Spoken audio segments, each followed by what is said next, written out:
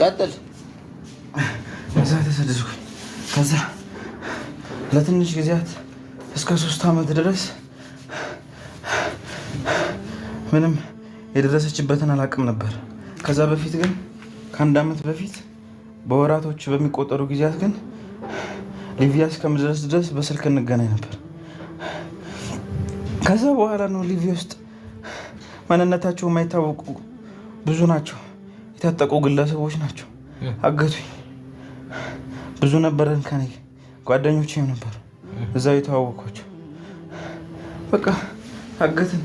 እኔ እንጂ ሌላ ስለ ፍቅር ነው ብዬ ያደረኩት ነገር ነው እንጂ ምንም አውቀው ነገር የለም። እናንተ አገቱኝ አይደለም። ቀጥል። ከዛስ ታገት። ከዛስ እንዴ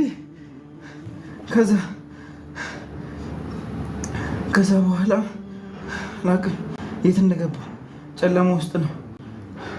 ከዛ ታስረን ለብዙ ጊዜያት። ለምን ያክል ጊዜ? 3 ዓመት ሙሉ እየተገረፍኩኝ ነበር።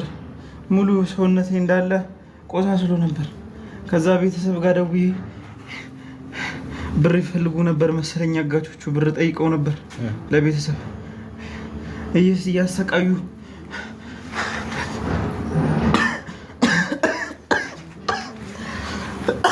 አታስመስል፣ ተናገር አይደለም። ከዛ አሰቃዩን። ከዛ ብሩን ጠየቅኩ እና ከፈል ቤተሰብ አልነበራችሁ። እሺ ከዛ እንደምንም ተማጸንኳቸው። ከዛ ይገደላሉ። እንደምንም ብዬ በማታ የታሰረኩበትን ፈትቼ አመለጥኩ። ከዛ በረሃ ነበር። ምንም አላውቅም። እኔ ምንም አውቀው ታሪክ የለም። ከዛ 1 ዓመት ሙሉ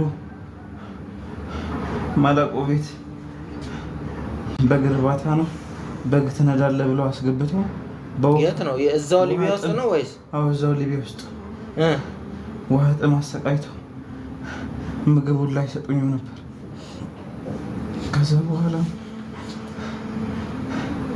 በኋላ እንደምንም ብዬ እኔ እኮ ይሄን ነገር መስማት ይጠቅመኛል እንዴ? ምን አጋለው?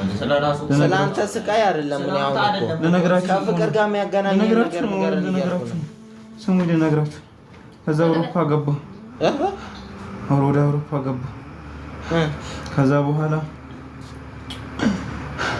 እንደምንም የሆነ ካፌ ውስጥ አስተናጋጅነት ተቀጥሬ መስራት ጀመርኩ። እሺ